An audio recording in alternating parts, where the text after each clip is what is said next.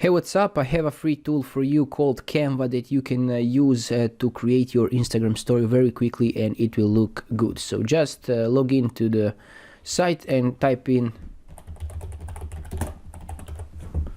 story over here, click it, and you have bunch of templates over here. On the left side you can choose the style, for example minimalistic, and price, make sure to select this free.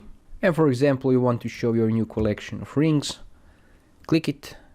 You can keep the template. To change the background, click on the background, click over here on the top and change, for example, to be green yellow like this. You can change the fonts, just click on the font and on the text and click over here, for example new font, and we want to be bold and increase the size and put it like this up here.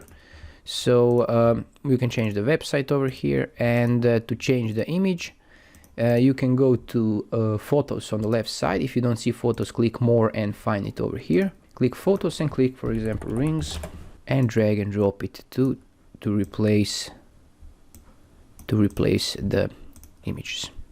To download it, just click download and click PNG suggested to preserve the maximum quality, and hit download and upload to Instagram. And this is it.